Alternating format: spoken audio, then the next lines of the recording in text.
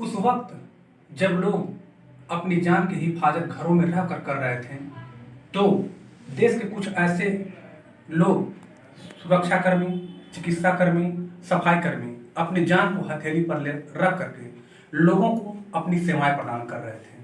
हाँ तो दोस्तों नमस्कार, मैं प्रवीण कुमार गुप्ता और आज संडे स्पेशल में हमारे मुख्य मेहमान पीएन श्रीवास्तव जी, जो कि नगर दवा व्यापार के अध्यक्ष पीपीगंज। संक्षिप्त में आपको बताते चलें, किसी भी देश की स्वास्थ्य व्यवस्था उसकी प्राथमिकता में होनी चाहिए, किंतु भारत में ऐसा अभाव है।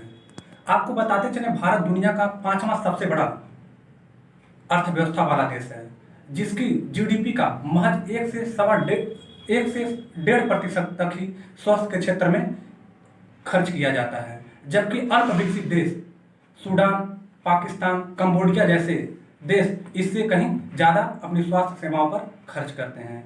आपको बताते चलें कि विश्व स्वास्थ्य संगठन का एक मानक है, प्रत्येक 1000 व्यक्ति पर एक डॉक्टर की उपलब्धता होनी चाहिए, किंतु भारत में 10,000 लोगों पर भी ऐसी व्यवस्था मुकम्मल नहीं हो पाई है। और इसी के साथ साथ विश्व स्वास्थ्य संगठन का यह भी एक मानक है कि किसी भी देश को अपने जीडीपी का 6% खर्च स्वास्थ्य सेवाओं पर करना चाहिए, लेकिन भारत इस मामले में भी पीछे। कि उस वक्त जब लोगों की जरूरतों के हिसाब से दवा की आवश्यकता थी और व्यापक दबाव था लोगों पर, तो उस वक्त आपने दवा की आपूर्ति किस स्तर से करवाई?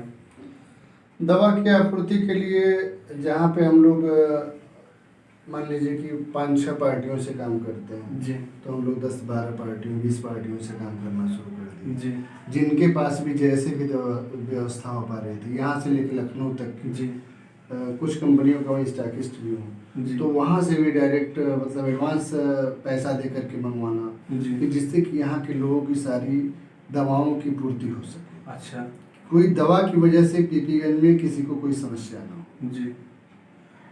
तो कहीं कहीं आपने पीपीगंज के लिए कार्य किया, पीपीगंज क्षेत्रवासियों के लिए कार्य किया। आपसे यह भी मैं जानना चाहूँगा, जो आपका दवा व्यापार मंडल है, इसमें आपके संगठन का क्या योगदान है कि किन किन मानकों के हिसाब से वो काम करता था? जन आकांक्षाओं को प्राथमिकता रखता था या फिर क्या क्या आपकी व्यवस्थाएं थी जिसको लोगों तक समुचित व्यवस्थाएं उपलब्ध कराने की? दवा व्यापार मंडल में जितने लोग हमारे सदस्य हैं, जी। जो भी व्यापारी गण हैं, यहाँ पे पीपीएम में जितने भी रिटेल के और होलसेल के जितने व्यापारी हैं, जी, सभी लोग लगे हुए थे। जी, सभी लोगों की प्राथमिकता थी जी, कि सबके पास दवा उपस्थित हो जाए। जी, बहुत लोगों ने घर भेज करके भी दवाओं को उपस्थित करवाया है। जी, हम लोगों का भी शेड्यूल कभी कभी ऐसा रहा है कि कई दिनों तक तो दिन और रात दोनों खोलना पड़ा था दुकान को, कि कहीं से किसी को मान लीजिए कि जो दवाएं आ रही हैं रात को 4 लोग लग करके उसको फीड करके लगवाना और उसके बाद सुबह प्रोवाइड करवाना लोगों को। और जितने भी और यहाँ के दवा व्यवसायी लोग हैं, जैसे मान लीजिए कि चौराहे की जनता मेडिकल स्टोर हो गए, विशाल जी हो गए, मेडिसिन हो गए, हिंदुस्तान हो गए, न्यू भारत हो गए, और भी हमारे जो अनिरुद्ध जी हो गए, अभिलाषा जी हो गए, ये सभी लोग पूरी तत्परता से लगे हुए थे। और पीपीगंज का सबसे बड़ा ये सौभाग्य मान लीजिए कि यहाँ पे कोई भी दवा की ब्लैक मार्केटिंग नहीं। आपके जिन ऐसे मरीजों के पास पैसा का अभाव था, तो उनकी सेवाओं को आपने किस तरह से मतलब प्राथमिकता दी? जिसके पास पैसा नहीं जी। था उसको हम लोग फ्री में दवा प्रोवाइड करवाए। जी, या इसके लिए हमारे सभी दवा व्यापार मंडल के लोगों से बात हुई थी, वो सभी लोग तैयार थे कि जिसके पास जो इस लायक नहीं है कि पैसा दे के दवा ले सकता है, जी। तो उसके लिए क्या था कि मतलब कि उसको फ्री में दवाएं। अच्छा, एक क्वेश्चन और उठता है, उस वक्त दवाओं की आपूर्ति बहुत ज्यादा लोगों की मतलब जरूरतें थी, तो क्या हम अगर प्रशासन पे बात करें जो स्वास्थ्य महकमा से जुड़ा हुआ है, उन लोगों का आपको अपेक्षित सहयोग मिल पाया नहीं? उस समय हमारे सारे अधिकारियों का, हमारे जो ड्रग इंस्पेक्टर होते हैं जी, उनका पूरा सहयोग था। जी, हमारी हर दूसरे दिन बात उनसे होती रहती थी। जी, उस समय रेमडेसिविर इंजेक्शन की बहुत ज़्यादा जरूरत जी। थी। डीएम साहब और ड्रग्स इंस्पेक्टर साहब, डीआई साहब ने दोनों लोग उस चार्ज को अपने हाथ में लिया, कहीं से कोई भी ब्लैक मार्केटिंग ना होने पाए।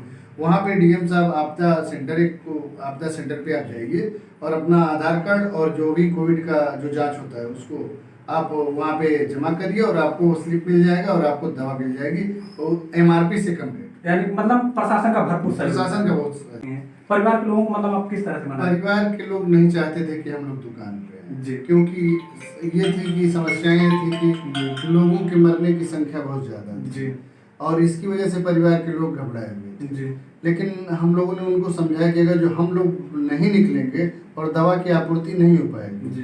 तो जो मरने की संख्या है वो 2 की जगह पे पता चलेगा 20 होने लगेगा। 20 होने लगेगा। तो कहीं ना कहीं सबको चलना पड़ेगा जी। और हम लोग सुरक्षित रहेंगे, अपने आप को सेफ रख करके हर चीज़ करेंगे और परिवार को समझा बुझा करके हम लोग दवाओं की पूर्ति कराते रहें और समझा बुझा करके उसमें सहयोग हम लोगों के स्टाफों का भी बहुत ज़्यादा था, क्योंकि उनके परिवार के लोग भी नहीं आने देना चाहते थे, लेकिन वो भी सब उन लोगों को भी समझाया गया